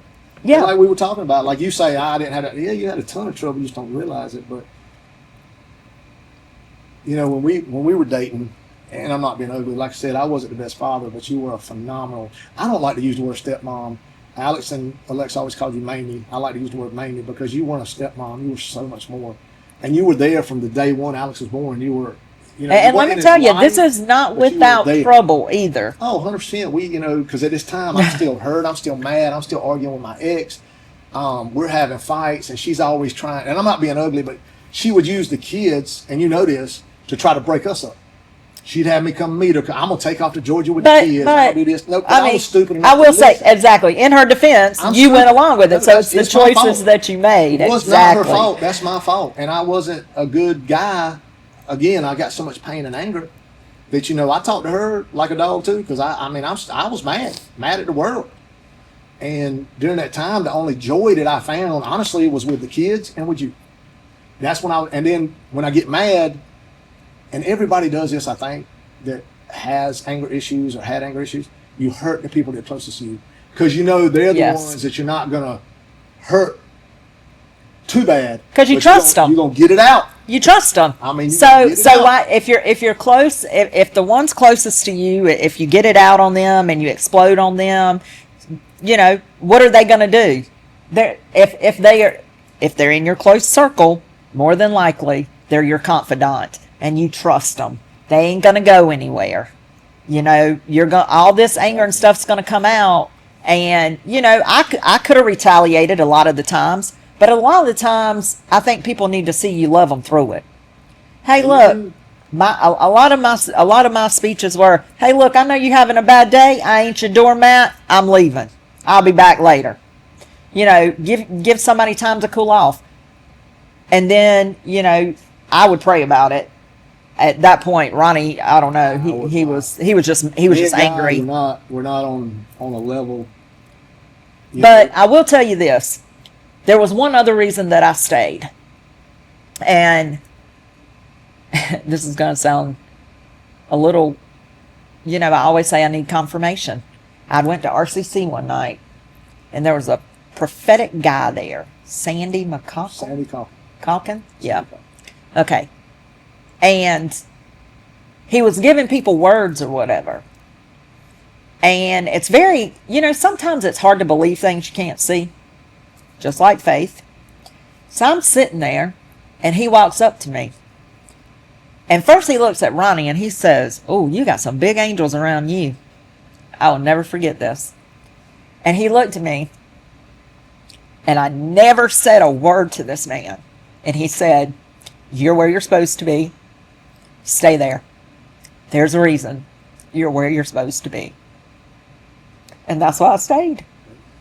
Because we had, at this time, God had a plan. I'd actually got saved, but I was such a new Christian, and I was still so ruthless. God had a plan. I didn't know what the plan was, and see, that comes back to it. Sometimes you don't know what God's plan is, and sometimes you feel like you're living in the biggest hell of your life. Well, Moses went through the desert 40 years and 40 more. If you don't walk through, I mean, God says in this world you will have trials and tribulations. Take heart, I overcame the world. That means every day of your life is not going to be peaches and cream. Some of them's going to be full of arguments. Some of them's going to be full of trials. Some of them's going to be full of people pointing fingers, throwing stuff up. Yeah. But it's how you endure it. It's, you know, to me, it was all about, I had to forgive my dad. Because if I didn't forgive my dad, I would never let my anger go towards men. And I remember doing that. I remember one day at church, I think actually it was Pastor Chad saying something about people's past and how if you're harboring anger against one person, then how can you be forgiven? What the Bible says, if you hate your brother, you commit murder in your heart. That's right. So I had to forgive him, and I did. And it's almost like when you let that anger and you forgive somebody, a burden is just lifted. But if you're not there yet, Well, you're not there yet. we had, and we laugh now at some of the stories that we had. Like we We had a bunch of, you threw me off the hood of a truck at 35 miles an hour. I did. We got in a fight. I hit you head on with another vehicle. Yeah. You jump out and get my vehicle and leave. Like there was all these crazy stories, and when we tell them, people are like, "Why would you stay?" And I'm like, "Yeah, why would you stay?" Like I have no idea why you stay, but It's love. yeah, 100%. And you can see something in people. You know people, sometimes people just need reassurance. They just need love, and they just need kindness. And they need somebody that's just as hard-headed as they are, that's not going to give up on the battle. You were That's not going to, you know, Ronnie is very hard-headed. And he is a lot sometimes. But this is the thing. I must be really weak if I just let that go. You know what I mean? You fought for everything. What? I must be like what kind of person am I if I'm not going to stick around Like to I said, help? I think that with the kids, I think God put those in place, and not only did they have a great influence because they needed you at the time bad, especially with the way I was and the way their mom was at the time. But moreover, you never gave up on them. You didn't give up on any of us. But I remember, and this is a story I've told 100 times, that I was drunk and we got in a fight. Yep. And well, I got in a fight to start with, and I think it was my sister's boyfriend was a Marine at the time, and I snapped his leg. Yeah. Broke his You're leg. fighting. 'Cause Yeah. When I fought, I tried to hurt people. I'm not gonna lie. I didn't want to hit you. I wanted to hurt you. So I broke his leg or something, and then one of my other buddies jumped in, Bubba, and I threw Bubba away. And when the guy was, before I broke his leg, as he was coming back to me, I mean, I threw a haymaker, and Amy stepped between us, and I hit her dead in the face, He sure did. unintentionally. Yeah. But it was a full plunge. It was so bad that we thought she had lost her eye. And Amy actually hits me back and drops me to one knee. I'm serious.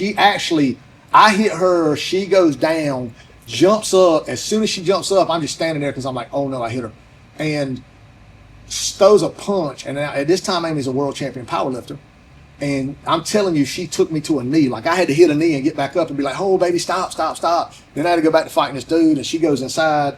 And, you know, it was horrible because we literally thought you were going to lose your eye. It was the worst thing I've ever seen. Busted orbital socket. And I'm not proud of that, but it was 100% accidental. And you know, It was. I was in the middle of a fight, and when I used to fight, I would black out with the guy I was fighting. And so I remember at the time, I went back over to the house on Roseville Road, and it was like 2 days later, and I come home from work, and as I'm coming in the front door, Amy's coming down the stairs, and Amy would stay over there with us a lot when I had the kids. And, you know, our relationship had gotten pretty serious. And she'd come down the stairs, and she had her bags. And I'll tell you one thing about Amy Shirley. When Amy is done, she is done. If Amy ever looks at you and said, I'm done, bro, it's over. It doesn't matter what the situation is, Amy Shirley is done. And she was coming down the stairs, and that's the one thing about her I knew above all others.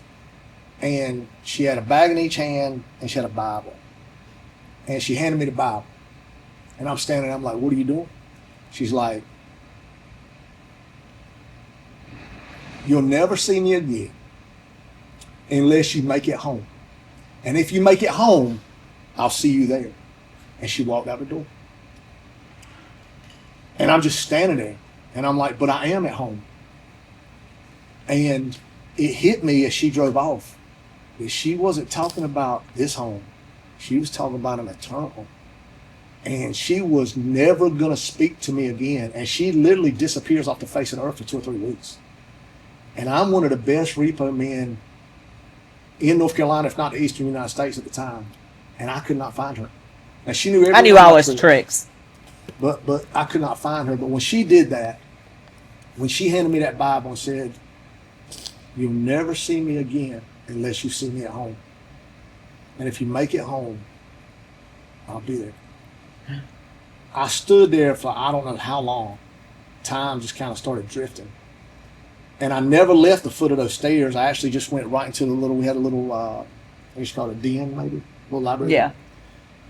And I opened this Bible and I started reading. I started in the book of Job. And then I got into 1 Peter. And then I got into Romans.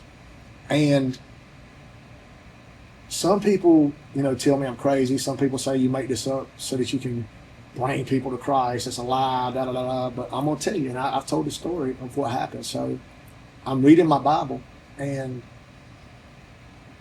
I basically leave this world. Now, whether I fell asleep, whether I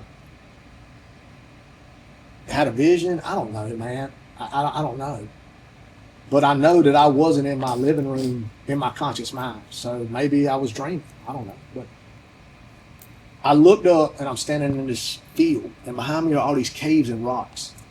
And in front of me is a pasture, and I remember the gate vividly. I can tell you right now, it was a 3-rail wood fence. And on the other side of the gate was a house, and the lights in the house were so bright you couldn't see into the house. And there was this dude standing there, and I couldn't make him out because of the lights. And he said, come home. And I said, I want to come home, but I don't know how to come home. And he said, come home. So I always say, come home. And I went to take a step, and I'll never forget, it was like the movies I'd watched. These vines started wrapping around my legs, and then these chains started wrapping around my shoulders. And then the cave started having these red eyes. And I mean, it's literally like a movie. And they started approaching me, and it was wolves. And these aren't like regular wolves. These are like hope wolves, like big, burly, gray-haired, muscular monster wolves. And they're snapping, and they're gnashing their teeth, and they're barking, and they're growling, and they're surrounding me. And I'm looking up just for help. And there's nobody there. And he said it again. He said, come home. And I said, I'm trying, and I can't. I can't come home. And the gate to the pasture opened. And I saw him hold his hand up. He said, you're my child. Come home.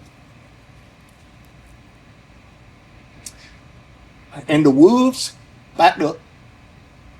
The chains fell off my shoulders. The vines went away from my legs. And if you ever want to know why I have chains on my arms, that's why. And why they're broken. And I started running to that house. And I remember when I crossed the gates, I never made it to the man. And to this day, I say it's Jesus. I never made it to him. But when I crossed the gate, he said, welcome home, my son. I woke up. It was morning. Now, you left at probably 7, 8 o'clock. Yeah. Was it before dark? Yeah. It was 7 o'clock in the morning. And the floor, I was on the floor, and the pages of my Bible were absolutely drenched in tears. And I sat there at that point and gave my heart to God and accepted Jesus as my Savior. But when I did it, the prayer I said was this, because this is what meant the most to me. I don't want to come home because I want Amy back. I want to come home so I can see her again. And I, in my mind, knew right then that me and Amy were not getting back together. So people that take Jesus to fix their marriage, to fix their problems, to fix this, that, and the other, to fix their finances, that is not why you take Jesus. That is not why you take Jesus. Mm-hmm. If you take Jesus because you want something out of that relationship, then you're not taking Jesus. You're taking what the devil has given you as a prosperity pill to tell you it's going to be okay. And guess what? It's not going to be okay. Because my life fell apart that day. I lost Amy. I couldn't see my kids. I was in utter turmoil for about 3 weeks. But every night I spent time in that Bible, and every night I told God, I said, I want to just see her at home. I never asked him to bring Amy back in my life. I never prayed for my relationship to be better. The only thing I prayed to every night was, God, take this pain away from me. And in that 2 to 3 weeks, I not only forgave the doctor that raped me, I not only forgave the guy that slept with my wife, I not only forgave my ex-wife for sleeping with one of my friends, I not only forgave all the people that had harmed me, I forgave myself. And I think in forgiving myself, I was then able for the first time since I was 12 years old to start living. And I say it to everybody, all that was because of you. And I honestly think that your whole life, we always talk about the one. I think I was your one. I do. I think I was the one that God wanted you to bring to the cross. He sure did make it a hard-headed one. Well, I think I was the one that God wanted you to bring to the cross because he knew that if I came to him, that we could change the world one person at a time. And it took a long time for us to get this journey where it needs to be. I mean, I'm 54 now. Mm-hmm. But we're at the point now where everything that's happened, the TV show, the pain, the hurt, the loss, we can now chase one sheep at a time. And the best part is, and anybody will tell you this about me and Amy, we always do it together. Yep. The show was together, our fights were together, our saying is what? Me and you versus the world. Versus the world. And we cruise steady. That's right. And here we are now on a podcast, Facebook, Instagram, Twitter, and we're finally where you've always tried to get us, if you want to know the truth, is to try to chase these sheep one at a time. And I truly believe that I was your one. And if there wasn't one person that I saw come across, we talked about before, was that kid at church that got saved because Alex died. Mm-hmm. So that was Alex's one. Yeah. And, you know, there was a great pastor named Mordecai Ham. He saved a lot of people, but there was one person he saved. Billy Graham. And that was Mordecai's one. And Billy changed the world. Yep. Changed the entire world. And you hear stories in the Bible about John the Baptist. But all the stories you hear about John the Baptist, other than him being beheaded, who's the one person you remember him baptizing? Jesus. That was his one. So if you don't get anything else from what me and Amy do, no matter how much you hate us, you know, because when we did the podcast about Alex, and I did a video about this the other day, I mentioned somebody's name in that podcast that was also like a brother to me. And he called me up and hit me with, and you heard the conversation, with 30 things from my past. Things he knew about me. He was in my inner circle. Things he knew I had done wrong. Things when he took my past and used it against me. And this is a Christian guy. Yeah. And this is a guy that I know 100% is going to heaven. And this is a guy I know 100% is a Christian. Yeah. But he chose to let his anger and his hurt, because he's still mad at me, and he still has anger and hate for me because we're no longer friends. And I don't want him back in my life, and he don't want me back in his life. And that's the best part about it is sometimes things are for a season. Yes. And our season is over. I'm not mad, I'm not angry, and I don't hate him. But he still has so much anger for me that he had to call me up because I used his name. And the only thing he got from that podcast was a revisitation of the pain that he had because of me. Yep. And I made a video and apologized, and I'm sorry that you were hurt because I mentioned your name, but that's the hate and anger that if people do not let go of will eat you like a cancer. Yep. Absolutely. And absolutely. I'm not calling my ex-wife out because I'm telling y'all, she made a mistake. I made a lot of mistakes. Hey, I was a horrible guy. But the reason she takes pop shots at me now, every week, is because she's still hurt and she's still angry. And if she could learn to let that anger go and let that hurt go and find the one that heals, you know, the great medic, man, she could find the one, her one. Yep. The guy in prison that possibly is going to be on this podcast that shot Alex. We're talking about it. We're talking to the prison. Me and Amy haven't prayed enough and decided if we're going to put him on, but there's a good chance that one of the shooters is going to be on this podcast. If he comes on his podcast, it's because I want him to find his one. Mm-hmm. He seems like he's saved now. He hasn't got an infraction. We talk about him a lot. But there's one person in prison he can change. And that person can change one. And before you know it, man, if you go out to, all you see now are protests. That's all you see are protests. Mm-hmm. Transgender protest, no kings protest, abortion protest, one side against the other.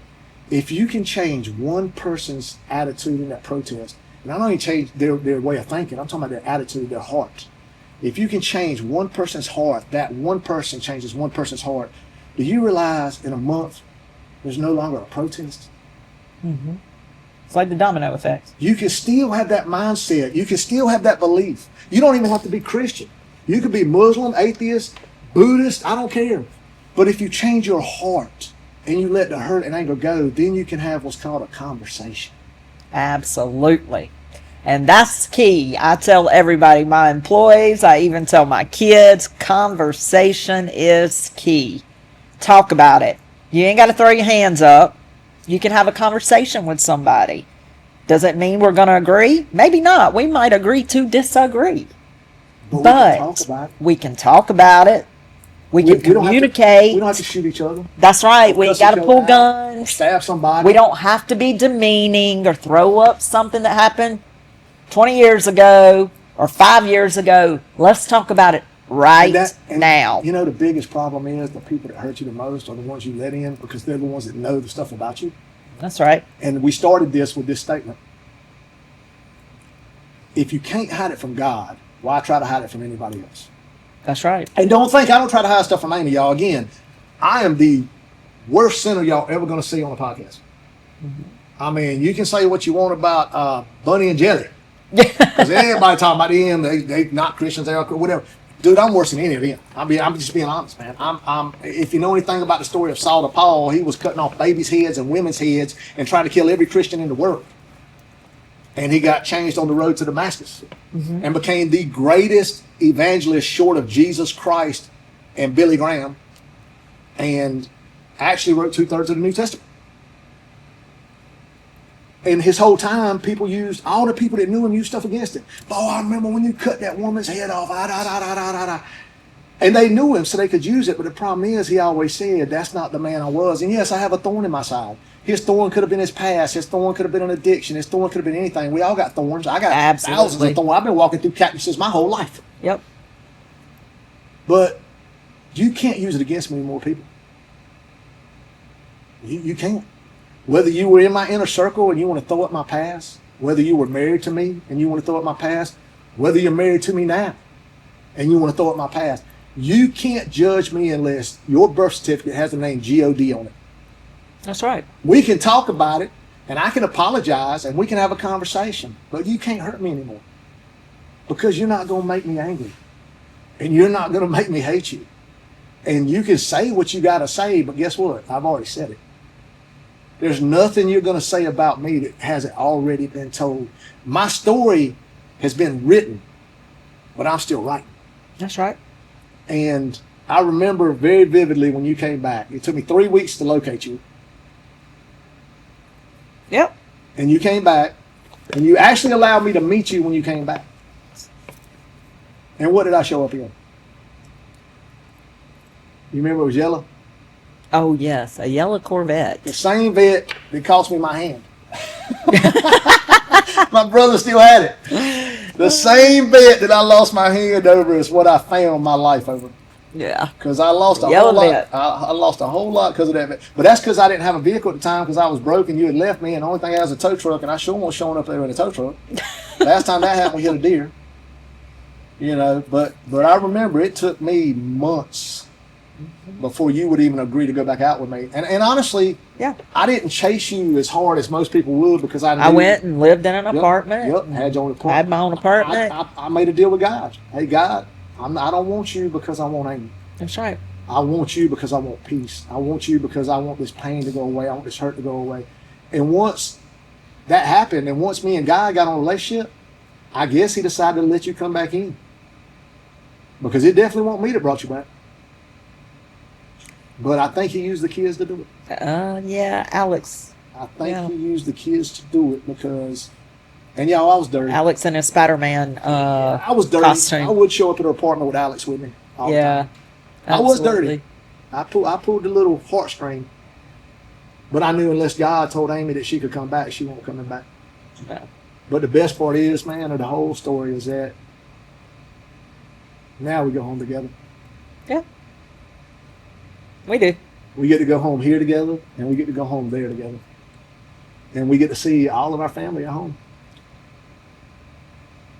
Absolutely. The ones that the sheep we could save, you know? You know, that is a hard thing. I will say that is that the hardest people for us to reach are the ones that are closest to us. Because they know our past. And they're hurt by us. And or they're judge us. Yep. Yep. And they judge us. Yeah. And if you go talking God to them, I think something in there, well, it's the devil, but it's feeding them words of, why you gonna listen to that person? You remember what that person did to you? You remember this? You remember this? You remember this? So I guess with saying conversation is key, the second part of that is your heart has to be open to be able to receive the message. And yeah, you got to be able to let the past go. You can't So you can't go into tomorrow worried about yesterday. no, you cannot. And, you know, I really try to apologize to people that I hurt. If I, you know, and that's a lot for me because I try not to hurt anybody. But if I hurt someone, I would never do it intentionally. If I do, I apologize immediately. Because not only am I apologizing to them, I'm also, you know, apologizing to God because He saw it and asking for forgiveness. And I always say, just like the song of Frozen. Frozen had the best song. Let it go. Let it I go. can't sing that. You can't sing it. Can't sing it. You're going to cut you out. Cut us out. Yeah, don't do it. No, you know, in closing, I will say that I have heard you apologize many times. I've only heard you say you were wrong twice in my life. You never admit when you're wrong. You have yet to come across that bridge, but I have heard I'm you working on it. apologize. I have heard Look, you me and apologize. God got to work on something. Yeah. Her way of saying I'm wrong is, we'll talk about it later.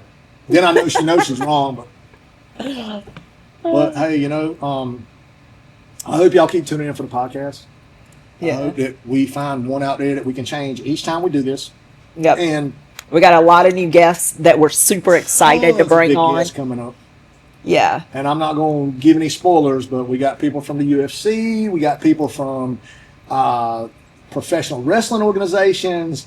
We got people from other TV shows. You know, We got everybody's got a story. Yep. Everybody's got a story. And that's our thing. So, and you hit exactly what I was going to say, because what I want to say is we're not concerned with your name. We're concerned with your story. That's right. So if you have a great story, Yeah. and it's a story about struggles, trials, tribulation, redemption, and where you are now, whether it's a religious story or not, whether you're Christian Yeah. or not, Yeah, because this podcast is for everybody. absolutely. Key communication. He We covers- might have a difference of opinion, but that does not mean that we won't bring you on and let us talk about Look, it. I've said this a lot, and people get so mad at me in the Christian realm because I'm like, there's going to be gay people in heaven. And you've heard me say it. Mm-hmm. And they're like, Bo, you don't know nothing about the Bible. I'm like, well, let me ask you a question, man. If you're going down the road and you're a Christian and you're getting ready to get in a wreck, and right before you get in a wreck, you say GD. And then you have a head-on collision and die, are you going to heaven? Well, absolutely, I'm saved. Okay, cool. But you still sin before that happened, right? Yeah. So how are you going to heaven? Because I'm forgiven. So if you have an addiction to being a homosexual, but you found God, how do you not go to heaven? Because the Bible I read says sin is sin. You go to hell as quick for stealing an egg as you do for lying. And on our world, we look at it different because we're like, if you rape a woman or you kill somebody, that's so much worse. But in God's eyes, it's not. In God's eyes, a lie will send you to hell as quick as killing somebody or raping somebody. Yep. We put societal values on it. So I say that to say that we love everybody. We might not agree with your lifestyle, Yeah. but we all sin. I sin, you sin. Everybody watching this podcast sins. Yes. But everybody watching this podcast, no matter your lifestyle, can go to heaven. Absolutely. Whatever your sin is, whatever your addiction is, if you communicate with God, not only will he save you, he'll fix it. Absolutely. He'll work with you. Now, it might take a month, a week, a day, or 2 Years. years. Yeah. Yeah. It might. A lot of people don't come out of addiction, no matter what addiction, porn addiction, drug addiction, whatever, addicted to same sex, whatever. It takes them a long time to come out, but it don't mean they don't know God. It don't mean they ain't saved. So if we can learn to communicate, and if this podcast doesn't teach anything else, I hope it teaches people to communicate and try to find one. And I'd love to have some guests on here that have opposite beliefs of us. I'd love to have an atheist on here. I'd love to have an agnostic on here. I'd love to have a Buddhist on here. I mean, I'm being honest. I'd love to have those conversations so that we can learn from each other as long as we can communicate. Yeah. What I don't want on this podcast with me and you is somebody's going to stand up, scream, and show hate and anger. Yeah. How about let's talk? Because God always said it ain't about sides, it's about solutions, and I am the solution. So you can choose whatever side you want, but in the end, there's only one solution, y'all. Absolutely. And this will probably have to be a 2-part episode. I'm pretty sure. Well, I don't think we got No, I'm just saying what we've done today. We'll probably have to cut this in 2 because I think we went way past 45 minutes. Probably. Did we go past 45 minutes? Yeah. Well, the other thing too is we have a lot to cut. Well, it's because we went all the way to right up to where we met, and then that's it. And one day we'll tell the rest of that story from the day of our wedding, because there is some really good stories to tell about that. But we're gonna save that for a podcast in the future. Absolutely. How lucky Amy is. Oh no. How Oh blessed no. Amy is. Oh no. How- Didn't you just say you go to hell for lying? Okay, so she won the just said. Hey, she won the redneck lottery. That's the truth. Oh, okay. Because I'm still country with baked bean I sandwich. concur. Yeah. And guess what? She hunts now. She fishes now. And I can even get her to go out and get mud on the 4-wheelers as long as it don't get in her hair. Am I lying? I'm not lying. You know I'm not lying. You are so crazy. But that's this week's Drop That Boom. Drop Can you that just boom. got it? Drop that boom.